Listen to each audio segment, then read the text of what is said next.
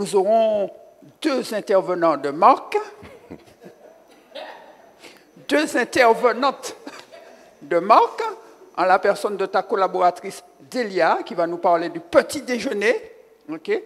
Et si on pouvait avoir des petites dégustations de petit déjeuner, je place la barre très haut. Hein. Moi, je suis là pour dire les choses et puis après, ceux qui peuvent faire, feront. Et puis, nous avons notre naturopathe hygiéniste bien-aimée, Marie-Angèle, qui prendra le relais pour la suite. Donc, ce sera en 2 parties. Le thé de ce soir, il y a un thé ce soir, Marie-Angèle? Le thé de ce soir, c'est fleur de moringa. Tu savais alors? Et coquelicot. Tout à fait, c'est ce qu'elle a dit. Tu ne savais pas? Oui, je savais, puisqu'elle me l'a dit. Ok, donc pour ceux et celles qui n'étaient pas là, vous allez leur dire fleur de coquelicot et moringa. Antioxydant. Voilà, ok. Et puis nous vous rappelons que mercredi soir, nous aurons Docteur Épinou, Docteur Vergère. Oui. Et puis vendredi soir, Pam Palam. Tu vas nous dire ça après. Frédéric, la parole est à toi.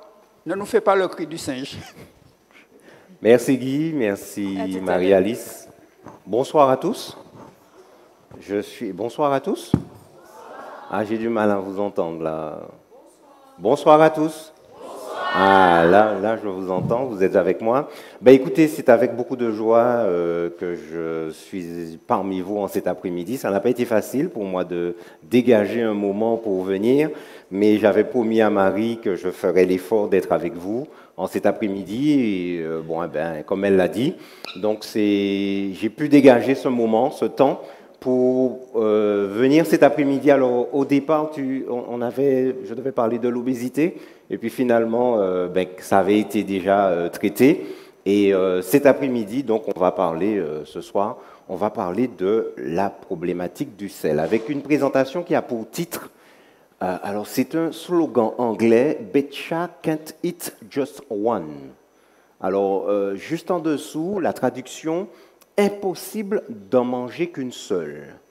Alors, c'est un slogan qui a été défini, trouvé par un certain Len Holton. C'était en 1963. Vous connaissez les paquets de chips? Vous connaissez les paquets de chips Lay, L-A-Y? Ben, c'était pour cette compagnie de chips. Ils sortaient les chips. Et en fait, il voulait, il y a tout un groupe de personnes qui ont fait une espèce de brainstorming pour pouvoir trouver un slogan pour lancer cette campagne autour des chips. Et c'est ce slogan, cet homme a trouvé ce slogan, il avait un certain âge, et on dit aujourd'hui que c'est l'un des slogans publicitaires les plus célèbres de tous les temps. Et est-ce que c'est vrai, ça, on peut pas, quand on mange un paquet de chips, on ouvre un paquet de chips ou un paquet de Pringles, c'est pas possible de n'en manger qu'une seule. Ce n'est pas possible. Là, on prend une, ou pris, et il faut en manger d'autres. Alors, en sous-titre, une approche de la problématique liée au sel. Alors, j'avais d'abord marqué une approche de la problématique du sel. Mais en fait, le sel n'est pas un problème en lui-même. Donc j'ai modifié une approche de la problématique liée au sel. Alors on va le dire d'emblée, le sel est nécessaire au bon fonctionnement du corps humain. Mais ce qu'il y a dans le sel, c'est le chlorure de sodium. C'est le composant principal du sel, le chlorure de sodium. Et le sodium, mesdames et messieurs, chers amis, est nécessaire au bon fonctionnement du corps humain. Il sert à quoi? Il sert à retenir l'eau.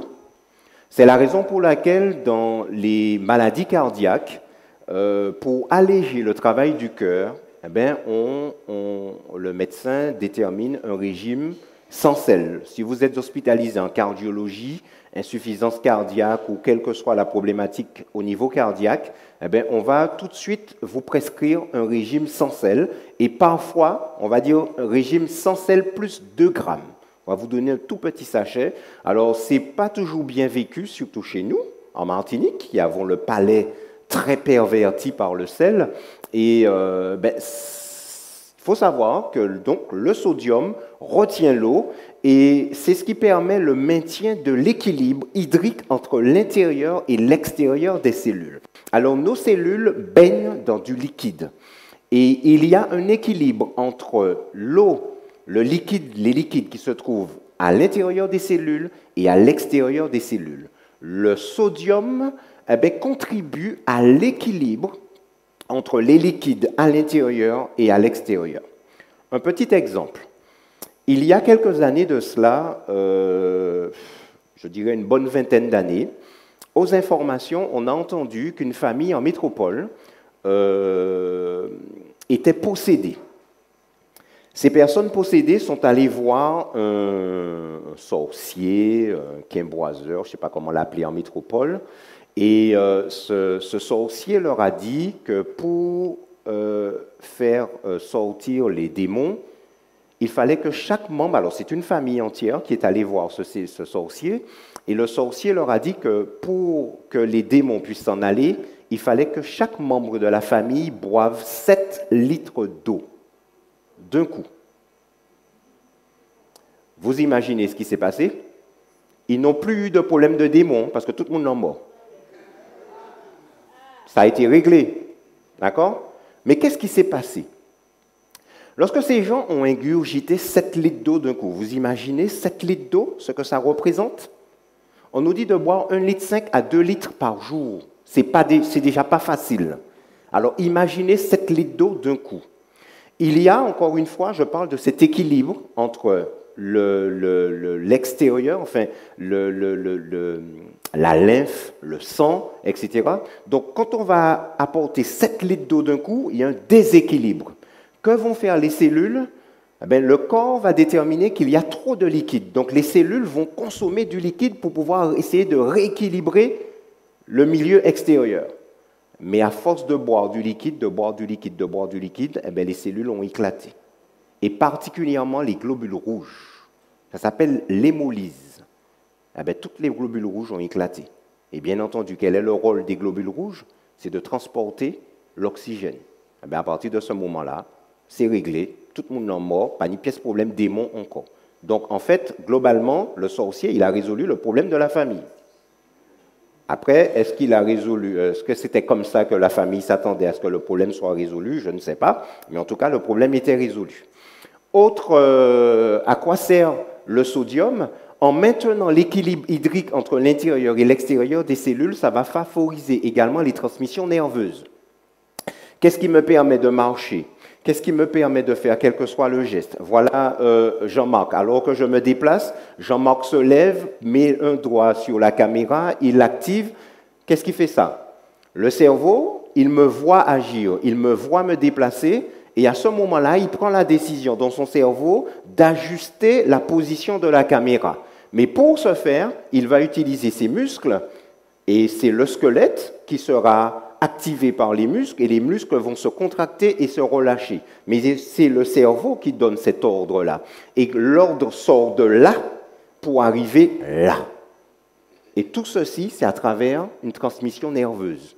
Donc, pour la bonne communication des cellules nerveuses, il faut que cet équilibre hydrique soit maintenu, et c'est le sodium qui permet cet équilibre pour assurer les transmissions nerveuses. C'est aussi le sodium qui va assurer cet équilibre pour les bonnes contractions musculaires. Et là, encore une fois, dans le geste que je viens de décrire, contraction, relâchement musculaire pour pouvoir agir. En association avec le potassium, nous en avons reparlé tout à l'heure.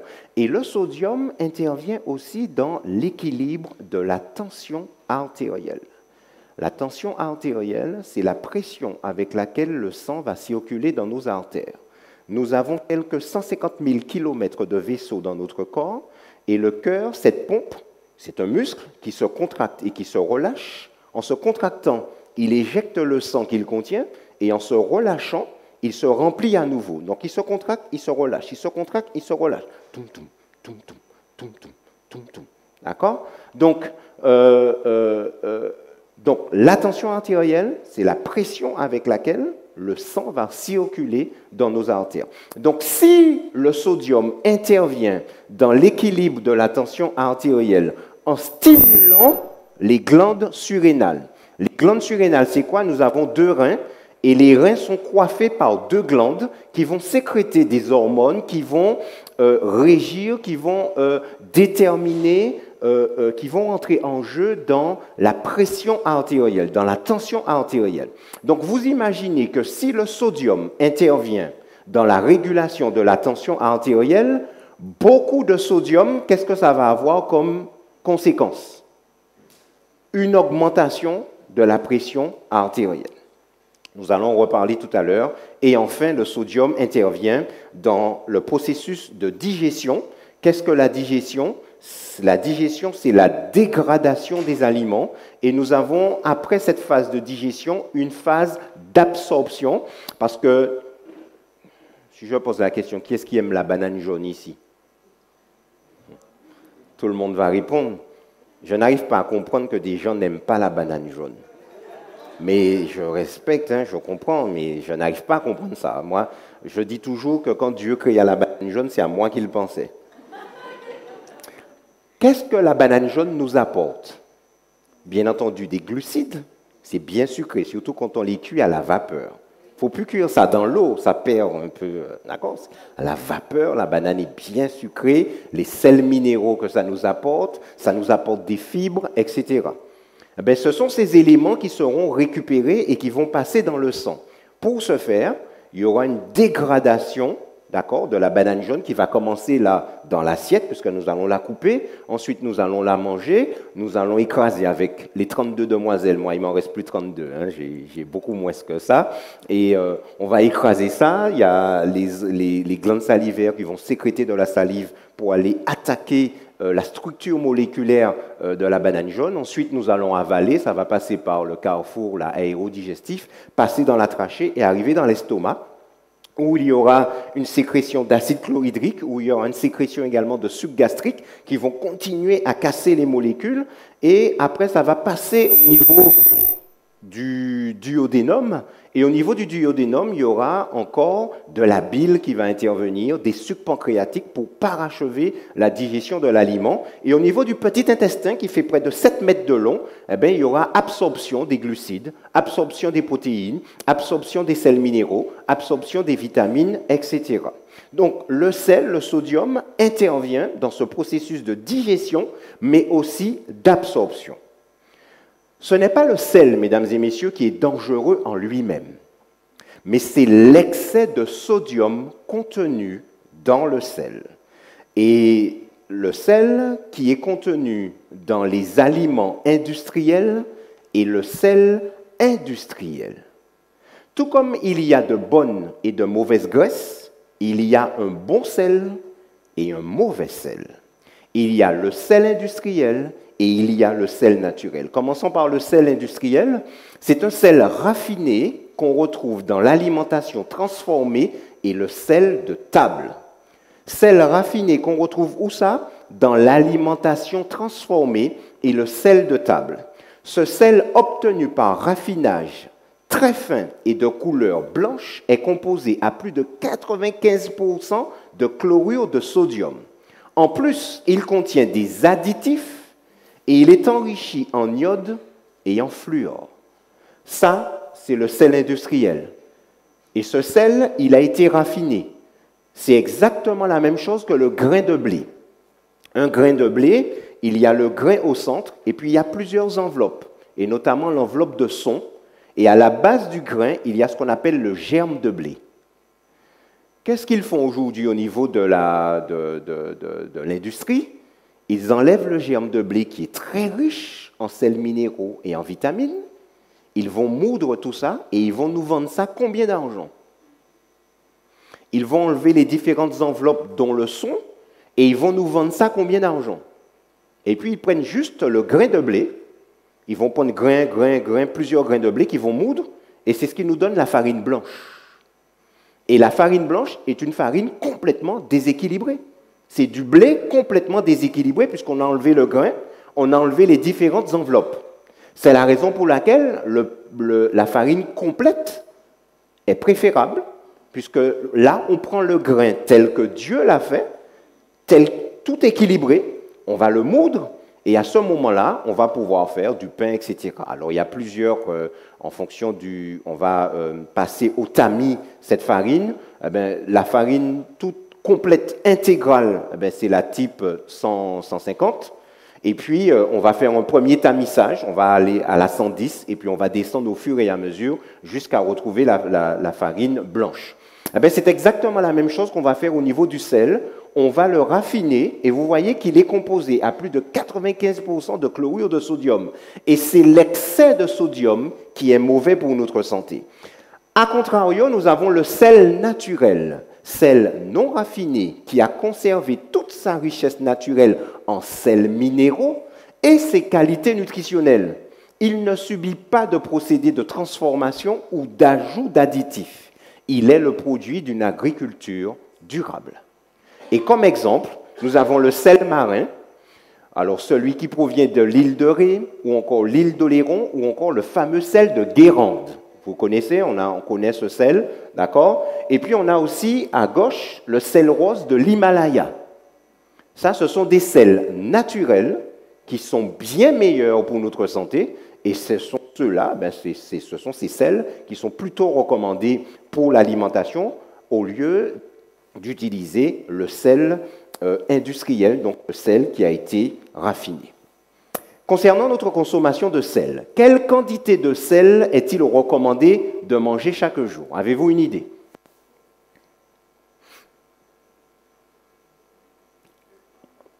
Quelle quantité de sel par jour recommandée? Combien? 2 grammes, j'entends 2 grammes. Qui dit mieux? J'ai 2 grammes ici, j'ai 5 grammes ici. Qui dit mieux, mesdames et messieurs? 5 grammes ici, j'ai 2 grammes par là, j'ai 5 grammes ici. Qui dit mieux? 7 grammes, j'ai 7 grammes ici. 7 grammes une fois, 7 grammes 2 fois. Qui dit mieux? Qui dit mieux? On a 7 grammes ici. Alors, la quantité recommandée, c'est moins de 5 grammes. Oui, 1 gramme, c'est raisonnable. Mais attention, parce que s'il n'en faut pas en manger trop, il ne faut pas en manger trop peu non plus. D'accord?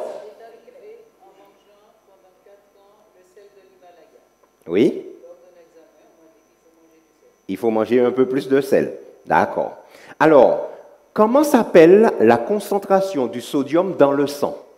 Quand on prend la mesure, quand on va faire un bilan sanguin, on a la glycémie, c'est le taux de sucre dans le sang. La calcémie, c'est le taux de calcium dans le sang.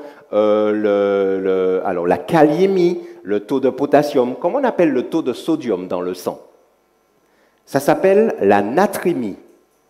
Et dans le sang, si vous faites un bilan, la concentration de sodium doit être entre 3,15 et 3,47 grammes par litre. Si c'est en dessous, on parle d'hyponatrémie. Si c'est au-dessus, on parle d'hypernatrémie. Alors l'hypernatrémie, ce n'est pas bon pour la santé, mais l'hyponatrémie n'est pas bon pour la santé non plus. Ça nous pose des problèmes. Alors, quand on utilise le sel à la maison, quand on prend une pincée de sel à 2 doigts, on a environ 0,4 grammes. Une pincée de sel à 3 doigts, 1 gramme. Une cuillère à café rase, 5 grammes. Une cuillère à café pleine, 7 grammes. Une cuillère à soupe rase, 15 grammes. Et une cuillère à soupe pleine, 25 grammes. Il y a beaucoup de personnes, notamment des dames, qui font à manger et qui ne mesurent pas. Vous mettez ça au pif, etc. Mais il faut faire très attention. Parce que là, c'est bien d'avoir ces choses-là en tête pour savoir un petit peu quelle quantité de sel on utilise. Parce que, ma foi, parfois, le repas est salé. On ne s'en rend pas compte parce que chez nous, Martiniquais, nous aimons ça. Et puis, le palais est déjà tellement perverti. Il suffit que vous vous arrêtiez de manger du sel pendant 1 semaine, voire 2 semaines. La 3e semaine, on vous donne le repas que vous faisiez avant. Vous vous dites, mais c'est fou de ça salé. Mais oui, mais on ne s'en rend pas compte quand on le mange tous les jours. Mais il suffit de rester un moment sans en manger.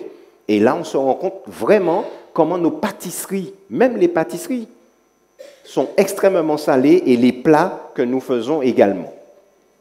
Alors, s'il est recommandé par jour de manger moins de 5 grammes, Quelle est la quantité réelle de sodium que nous mangeons chaque jour? Avez-vous une idée? Combien en fait en mange-t-on chaque jour?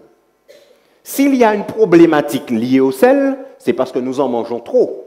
Et à votre avis, quelle quantité est-ce que nous en mangeons? Eh bien, aujourd'hui, on évalue à peu près 15 grammes par jour par personne de sel. Et attendez, pardon. Là, je vous parle du chiffre sur le plan national, en France. Mais Kainou, ça doit être, c'est pire. J'ai cherché, je n'ai pas trouvé. Mais chez nous, franchement, je peux mettre un 3 en plus. On est facilement à 18-20 grammes. Je me rappelle quand je suis infirmier de profession, je me rappelle quand je faisais mes études d'infirmier, les médecins nous disaient qu'on était à peu près à 20 grammes en Martinique. Vous imaginez, on passe de moins de 5 grammes à près de 20 grammes. Et vous commencez à comprendre pourquoi la problématique de l'hypertension artérielle en Martinique est aussi importante. Déjà, nous Noirs, nous avons une prédisposition génétique à l'hypertension. Il faut le savoir. Mais avec le sel qui se surajoute, alors là, ça explose. 15 grammes par jour, on peut aller entre 18 et 20 grammes en Martinique. Eh bien oui, mesdames et messieurs, parce que voilà la réalité de notre alimentation. Une alimentation trop sucrée, une alimentation trop grasse, une alimentation trop riche en protéines et une alimentation trop salée. Et voilà les conséquences sur le corps humain. Une alimentation trop sucrée va être à l'origine de la problématique de l'obésité et du diabète. On vous a parlé du diabète hier soir. Le diabète, c'est une maladie caractérisée par un excès de sucre dans le sang. Mais le problème du diabète, c'est que cet excès de sucre va abîmer la paroi des artères et favoriser l'incrustation du cholestérol au niveau de l'artère. C'est ce qu'on appelle l'athérosclérose. OK? Donc, c'est la raison pour laquelle le diabète est un facteur de risque de maladie cardiovasculaire, facteur de risque d'infarctus du myocarde, facteur de risque d'accident vasculaire cérébral également. Alors, bien entendu, pastilles orange pour le sucre, eh bien, les organes touchés, le cerveau, avec la possibilité de faire un accident vasculaire cérébral de type ischémique, c'est-à-dire que c'est un vaisseau qui va se boucher. 80% des AVC, ce sont des AVC de type ischémique. Ça se bouche à cause du cholestérol qui entrave la circulation du sang. Autre problématique, c'est au niveau des yeux, puisque le diabète va causer le problème de la rétinopathie diabétique, la rétine au niveau de l'œil, au fond de l'œil, qui reçoit la lumière qui passe à travers la rétine, eh bien, va se décoller à cause justement de tous ces petits vaisseaux qui vont éclater, qui vont s'abîmer. Ensuite, toujours pastille orange, provoquer l'angine de poitrine, voire l'infarctus du myocarde, donc une alimentation trop riche en sucre. Et puis, quatrième et dernière problématique, c'est l'insuffisance rénale, d'où un nombre de dialysés en Martinique de plus en plus important. Donc ça, conséquence de cet excès de sucre qui abîme la paroi des artères et qui abîme le cerveau, qui abîme les yeux, qui abîme le cœur, qui abîme les reins, qui abîme aussi, on a des plaies au niveau nerfs, mais on ne va pas parler de ça ce soir. Deuxième problématique, nous avons dû une alimentation trop riche en graisse, pastilles vertes. Cette fois, cette alimentation riche, vous vous rappelez, les grandes personnes ici, il y a 20 ans, 30 ans, 40 ans, mon pas qu'à manger viande qu'aujourd'hui joue. La viande, c'était le dimanche. Quand il y avait les baptêmes, quand il y avait une grande occasion. Mais sinon, nous pas qu'à manger viande qu'aujourd'hui joue. Nous qu'à manger l'amourie à l'époque, c'était manger maléré. Si nous t'es moi, j'habite le Carbet, nous t'es qu'à aller Seine. Et puis nous t'es qu'à porter poisson, etc. Ben, c'est ça nous t'es qu'à manger, mais on ne mangeait pas autant de viande qu'aujourd'hui. Ces 20, 30, 40 dernières années, ça a explosé en Martinique. Les McDo sont arrivés, les Burger King sont arrivés, pizza arrivées, toutes ces bagailles-là. Et puis aujourd'hui, nous avons une alimentation qui est très riche en graisse et en cholestérol. Eh bien justement, qu'est-ce qui va se passer? Pastilles vertes au niveau de la paroi des artères, eh bien le cholestérol va s'incruster et c'est ce qu'on appelle l'athérosclérose. Et pastilles vertes toujours, ça va provoquer des accidents vasculaires cérébraux, toujours de type ischémique, angine de poitrine, infarctus du myocarde, et puis l'insuffisance rénale. Alors, il faut savoir que quand vous associez diabète, hypercholestérol, et puis que vous avez ce problème d'athérosclérose, il faut savoir que les maladies cardiovasculaires aujourd'hui, c'est 20 millions de décès dans le monde. L'infarctus du myocarde, à lui seul, c'est 8 millions de décès par an dans le monde. L'infarctus seulement.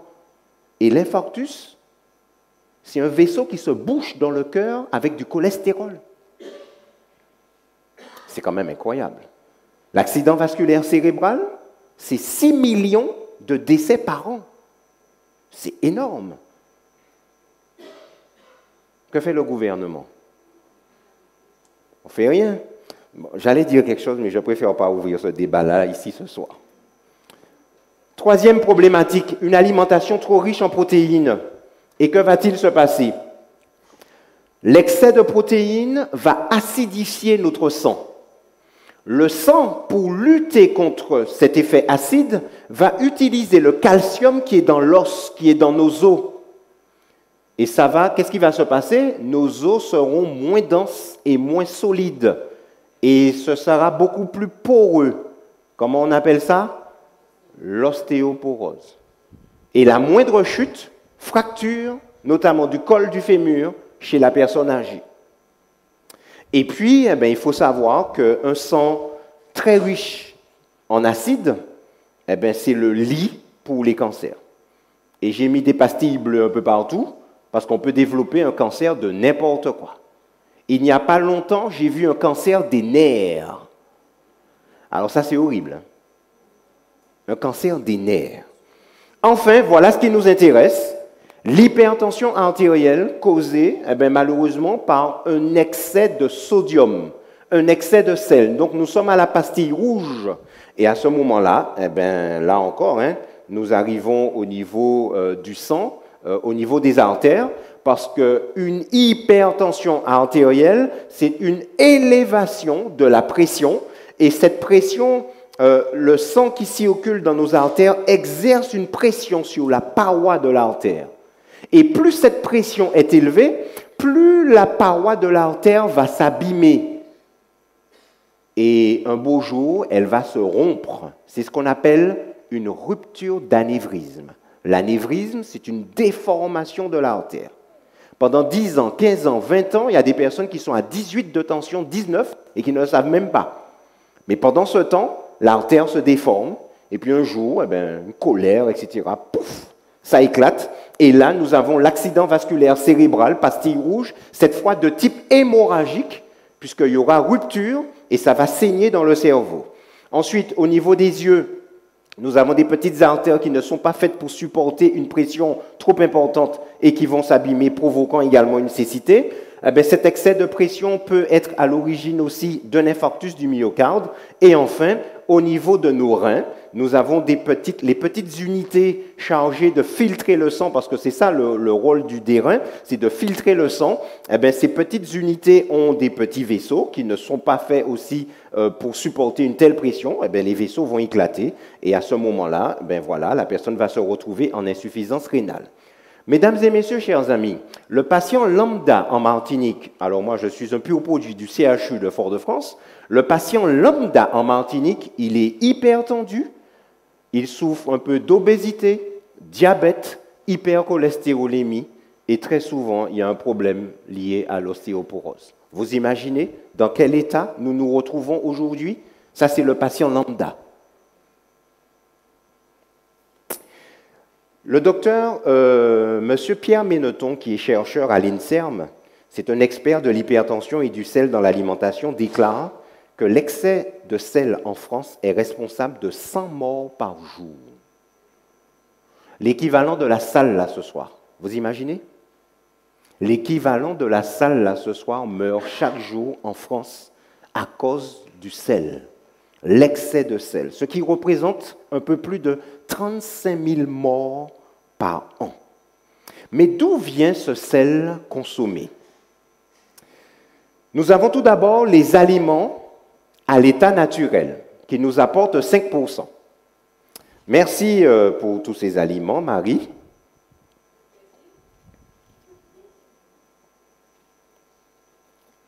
Y a-t-il du sodium dans ces aliments? Pour qui autres café vinaigrette alors? On t'a attendre nous autres, hein? Pourquoi faites-vous des vinaigrettes? Il y a du sodium dans ça. Il y a du sodium dans ça. Il y a du sodium. Ils ont leur sodium. Notre Dieu a créé des fruits et des légumes équilibrés et qui nous apportent les nutriments dont nous avons besoin, les sels minéraux dont nous avons besoin. Pourquoi faire une vinaigrette? Et l'un des ingrédients de la vinaigrette, c'est le sel. Et l'eau, il n'y a pas qu'à manger en salade, ce n'est pas ni vinaigrette, non. Pourquoi? Pourquoi? Manger à pas jamais assez sel. Parce que le palais est perverti. Depuis tout petit. Depuis petit. L'un depuis tout petit où j'ai qu'à manger chips. Maman a pas chips, papa a pas chips. Ou qu'à pleurer, tiens un paquet de chips pour arrêter de pleurer en tête moi là. Mais palais a qu'à perverti. Et puis au bout d'un moment, on ne prend plus la saveur naturelle des aliments. Oui, madame? Alors, depuis lundi, je mange la salade de carottes avec des noix. Mais ça demande plus de temps de mastication. Ah, c'est très bien. Mais c'est ça qu'il faut? Parce que je mange vite d'habitude. Ah, voilà. Mais normalement, il faut mastiquer. Il paraît qu'il faut mastiquer 32 fois avant d'avaler. Moi, au bout de 10, si j'adescends. Hein. Parce que, non, je vous avoue, parce que moi aussi, j'ai pris l'habitude de manger vite, surtout au travail, à l'hôpital et tout. Le petit moment qu'on a pour manger, nous avons prendre l'habitude et puis nous avons avaler manger. Eh bien, c'est pas bon. Ulcère d'estomac par la suite. Lorsque le repas n'est pas suffisamment bien mastiqué et que nous l'avalons très vite, ça provoque des ulcères d'estomac. Je sais de quoi je vous parle. Mâcher 30 fois avant d'avaler, c'est un exercice. Hein? C'est un exercice. Et puis, il est recommandé aussi, lorsque nous mangeons, de déposer la fourchette pendant que nous sommes en train de mastiquer. Parce que tant que la fourchette là, on va mettre en bouche toujours, ou pourquoi finir mastiquer, ou j'accavier, mettre en bouche, et on n'en finit pas. D'accord? Donc, les aliments à l'état naturel nous apportent 5% du sodium que nous consommons. Vous imaginez pour que le sodium qui provient de ces aliments-là nous perturbe, il faudrait en manger des tonnes. Puisque il y a dedans, mais nous pas quand même prendre goût. C'est dire, pourtant c'est équilibré, ça apporte le bon sodium. Oui, Marie. Oui, mais lorsque nous faisons la salade naturelle, la salade à l'entrée, même là, il nous faut également la vinaigrette. Donc, 5% des aliments naturels que Dieu nous a créés, eh bien, nous apportent le sodium. 5% provient également de la salière de table. Il y a beaucoup de personnes qui, sur table, ont la salière, hein, comme ça, et puis nous avons rajouté tissé là-dedans. Mais ce n'est même pas encore ça le problème. Le problème vient des produits transformés achetés. Et c'est ça le problème aujourd'hui. Toutes ces pizzas nous avons achetées. Tous les produits transformés que nous achetons aujourd'hui. Aujourd'hui, mesdames, messieurs, vous ne voulez pas faire de soupe? Très bien, moi vous en vends là. Je vous vends de la soupe. Je vous vends des chips, je vous vends des pains au chocolat, je vous donne. Tout est prêt, souscaille de morue, toute qualité bagaille, tout est prêt. Eh bien, 90% du sodium que nous consommons vient de là. Vous imaginez? Et c'est ça le problème aujourd'hui. C'est qu'en fait, nous mangeons du sel sans nous en rendre compte, en fait. On n'est pas conscient de la quantité de sel qu'il y a dans ces aliments-là. Et écoutez ça bien, un rapport de l'OMS.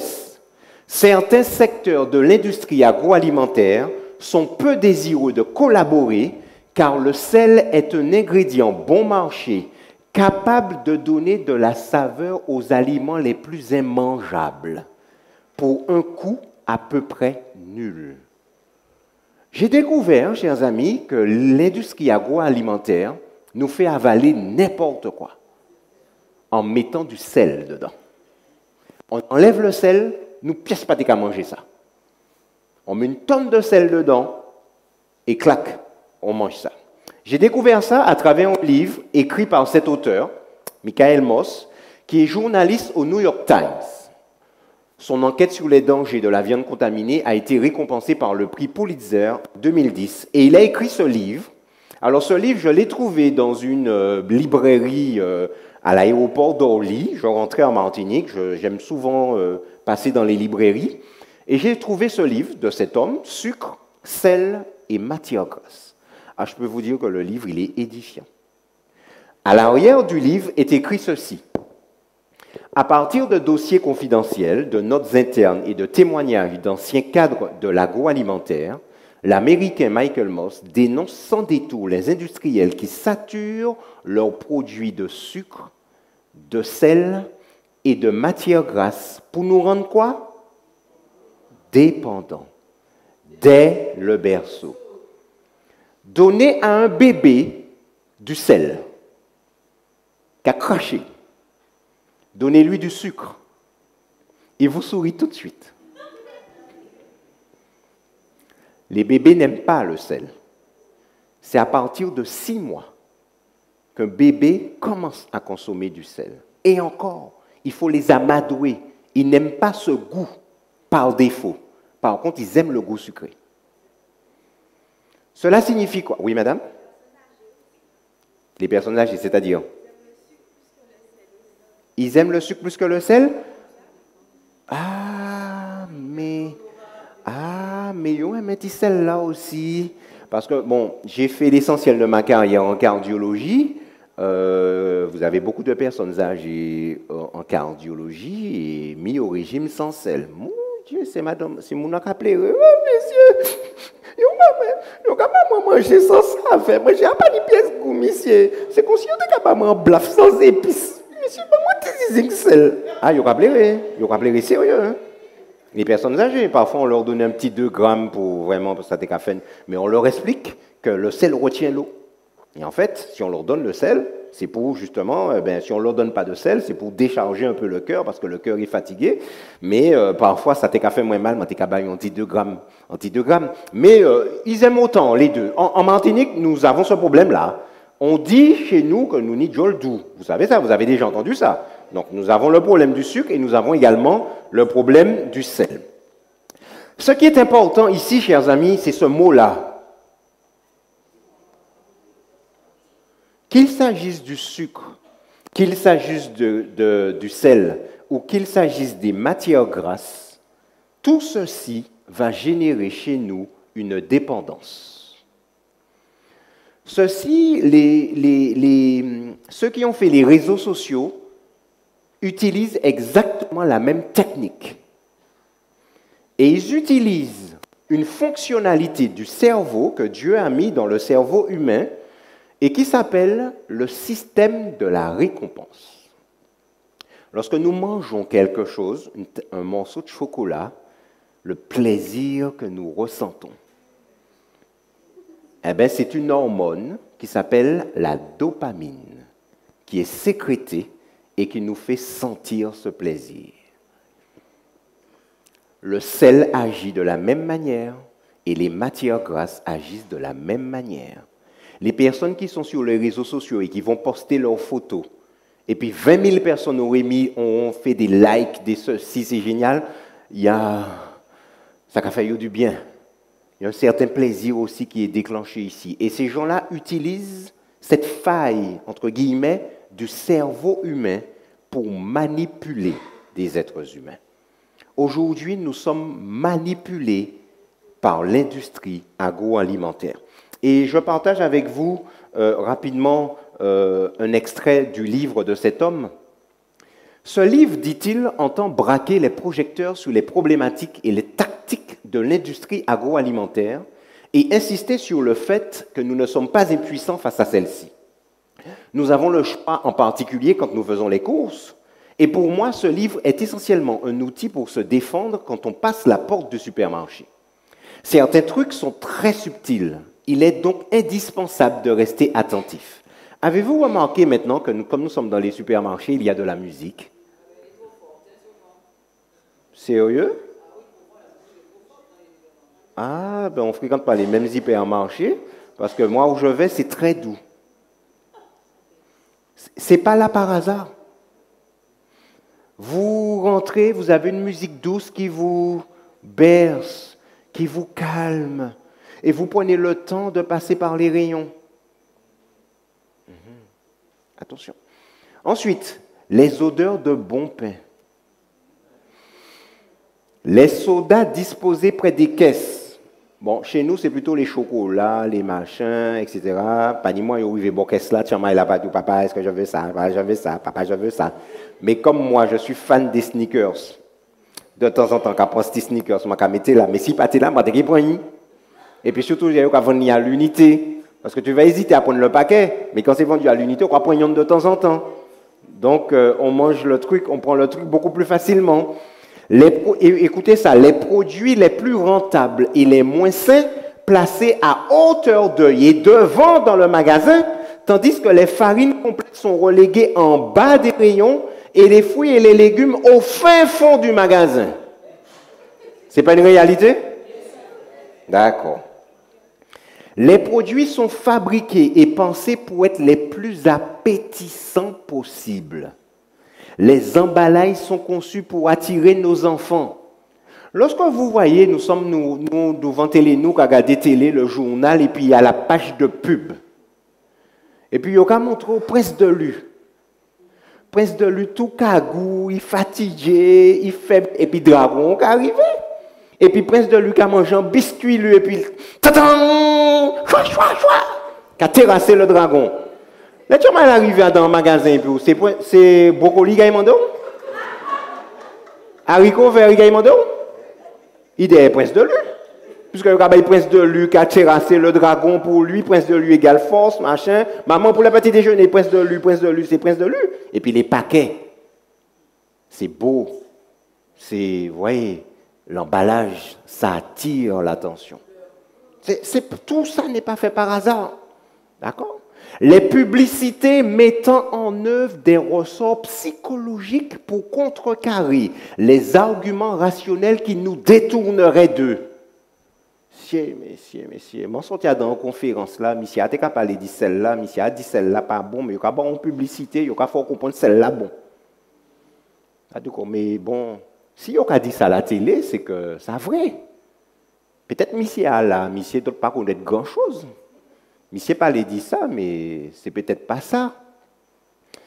Leur goût est si puissant que nous nous en souvenons longtemps. Et surtout, bon, disons tant bagaille. Là où on court, ou on marche, ou on fait un sport, c'est là où on a envie de manger toute cochonnerie. Je ne sais pas pour vous, hein, mais pour moi, c'est comme ça. Moi, je veux manger pâté banane, moi, je veux manger pâté grillade, moi, je veux manger pâté coco, moi, je veux manger glace, moi, je veux manger ceci. Là, on a fait des dépenses ou quoi faire un coup. Pourquoi dire que les marques finissent ça, je vais acheter ça, finalement, quand on finit, ça va. Mais pendant qu'on dépense, on a souvent envie de manger des... Ce n'est pas des brocolis non plus, chers amis, du sucre. Et surtout, leur recette est calculée et perfectionnée par des scientifiques. Il y a plein d'émissions maintenant qui nous dévoilent ce que nous mangeons. Vous savez qu'on mange de moins en moins des choses naturelles. Il y a qui cochonne, nous va manger. Il paraît qu'on va mettre grillons à présent dans ces manger. Il y a quoi faire farine de grillon, farine de ceci, farine de cela. Il y a juste fabriquer viande sans viande à présent. D'accord? Ce qu'il faut retenir, c'est que rien de tout cela n'est accidentel. Tout est fait dans un but précis. C'est la raison pour laquelle, comme disait le titre de la présentation, impossible d'en manger qu'une seule. Mes amis, j'ai mis la boîte de Pringles là, parce que moi, j'ai un problème et puis ça. Celle-là, la rouge originale, mon fils est là, il peut en parler. Mes amis, là où 20 boîtes là, ou prix. Ou prix, c'est même pas la peine. C'est pas la peine. C'est les boîtes là finies, m'a arrêté de brancher ça. Surtout si je suis assis devant mon ordinateur en train de travailler, en train de préparer des supports pour des présentations santé. Mais m'a manger cochon.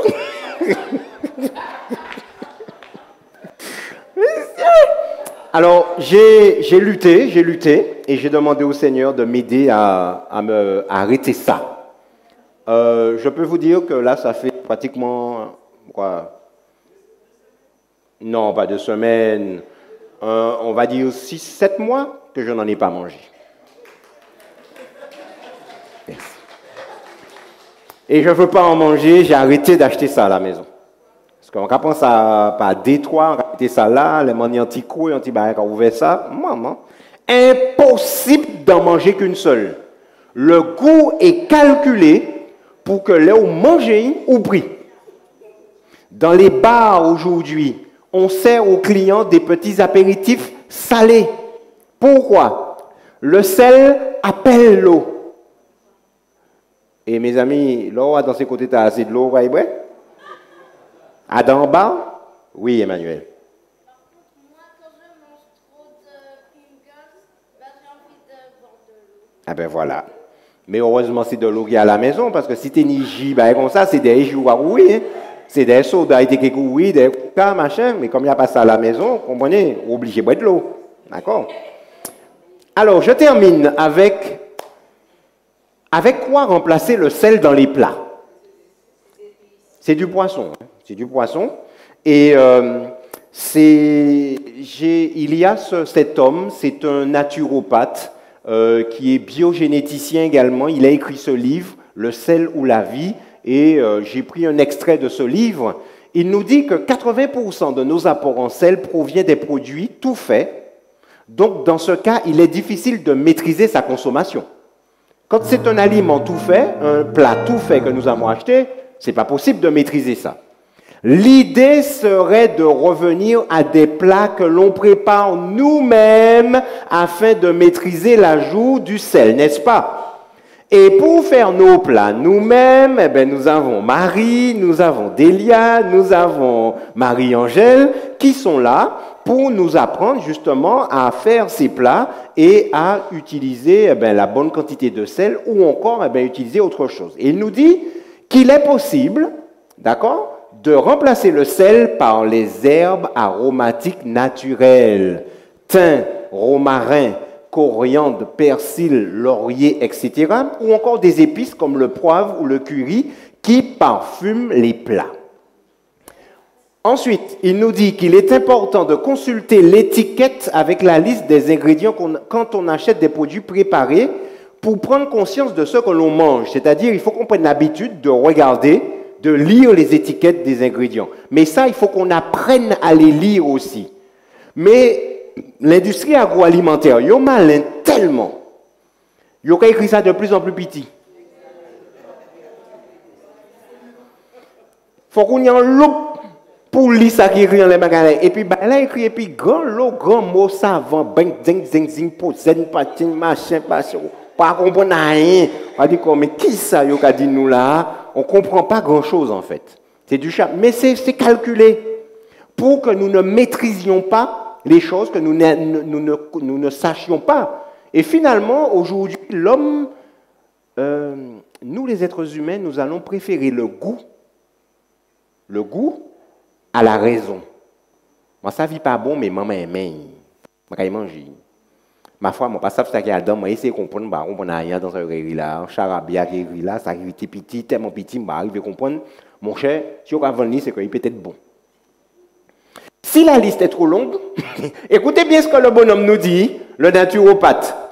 Lorsque nous regardons la liste des ingrédients, si la liste est trop longue, le produit est très trafiqué.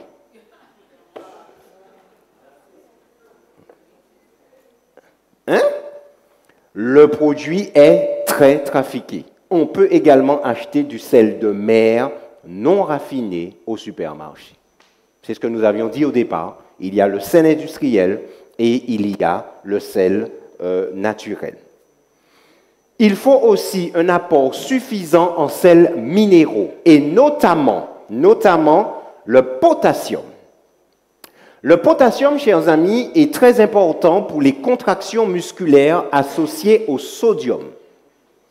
Et le rapport qu'il nous faudrait avoir, c'est pour 1 gramme de sodium, 3 grammes de potassium. Or, aujourd'hui, on nous dit que c'est exactement le contraire. Nous avons 3 grammes de sodium pour seulement 1 gramme de potassium, ce qui est malheureusement très néfaste. Donc, il nous faut augmenter notre ration d'aliments en potassium. La banane, par exemple, hein, contient pas mal de potassium, d'accord? C'est la raison pour laquelle les personnes dialysées, il n'est même pas recommandé de manger une banane par jour. Parce que là encore, attention au potassium. Trop peu de potassium, arrêt cardiaque.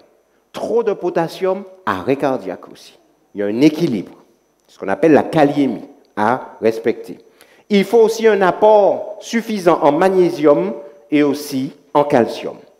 Enfin, on nous dit que pour faire s'exhaler les goûts, ayez recours aux épices, aux herbes et aux autres aromates, nous l'avons dit. On trouve aussi sur le marché des produits pour saler autrement, des sels au potassium, pauvres en sodium et riches en potassium. On a aussi des sels parfumés, mélange d'aromates et d'herbes, contenant 2 fois moins de sodium qu'un sel classique. On a aussi des sels sans sel. On va te connaître ça là. Il y a le café décaféiné, on a le sel sans sel, composé de chlorure de potassium et de calcium, destiné aux personnes qui suivent un régime sans sel et qui n'ont pas de problème au niveau des reins. D'accord? Je termine, chers amis, il est bientôt moins le quart, avec les 9 principes fondamentaux de santé. Premier principe, c'est la tempérance. Aujourd'hui, on mange trop salé, trop sucré, trop gras, trop riche en protéines. Et la tempérance, c'est déjà de manger de manière beaucoup plus modérée, mais aussi la tempérance, c'est s'abstenir de ce qui est nuisible pour la santé et consommer avec modération ce qui est bon pour notre santé. C'est ainsi que l'alcool, tabac, etc., nous nous en abstenons, puisque c'est nuisible pour notre santé, même en toute petite quantité. Un verre d'alcool par jour est responsable de 100 000 morts par an. Juste un verre par jour. Ce n'est pas grand-chose, hein? Un petit verre par jour, mais c'est déjà responsable de 100 000 morts par an. Donc, premier principe de santé, la tempérance. Deuxième principe, l'exercice physique. Alors ça, c'est un aspect hyper important. De tout temps, l'homme a recherché l'eau de jouvence qui lui permettrait de faire reculer la mort, qui lui permettrait de rester jeune le plus longtemps que possible. L'exercice physique, c'est ce qui se rapproche le plus de l'eau de jouvence. Rester jeune, faire reculer la mort et ralentir le vieillissement au niveau du corps, l'exercice physique. Il y a aussi l'air pur que nous respirons. Nous avons la chance d'être sur une île et durant la nuit, nous avons des alizés qui partent un petit peu avec toute la pollution. Et le matin, avant que le soleil ne se lève, sortons et puis respirons à plein poumon. Voilà. Merci. À plein poumon, cet air pur. L'alimentation saine est aussi un principe fondamental de santé. L'eau. Il est important de boire l'eau de la vie, pas l'eau de vie. Hein.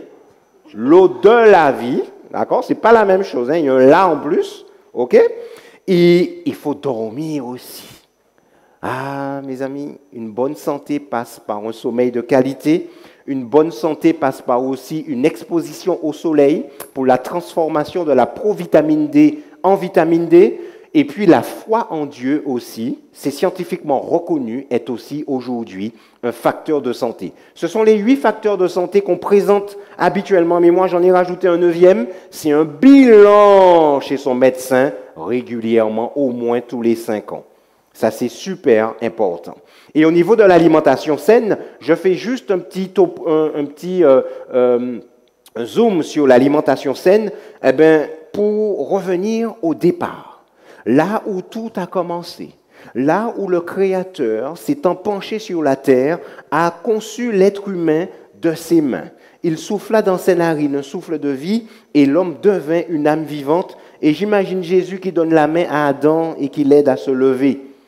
Et Dieu lui montre cette nature extraordinaire qu'il a créée pour lui et lui dit, « Voici Adam, je te donne toute herbe portant de la semence qui est à la surface de toute la terre, et tout arbre ayant en lui du fruit d'arbre et portant de la semence. 2 points, ce sera ta nourriture. » Notre Dieu parlait des céréales complètes. Il parlait des épices, des herbes, des condiments avec lesquels nous pouvons justement apprêter nos aliments et utiliser beaucoup moins de sel. Notre Dieu parlait également des fruits, une variété de fruits, une variété aussi de légumes, une variété de légumineuses ou encore légumes secs et une variété de graines ou encore oléagineux où nous trouvons tous les éléments nécessaires à notre santé.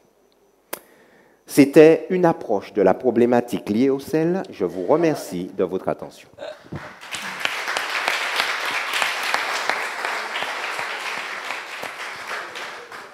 Nous voulons remercier Frédéric et lui donner la main de l'association. Heureusement. On a un petit code entre nous. Vous avez apprécié? On a bien compris? Magnifique.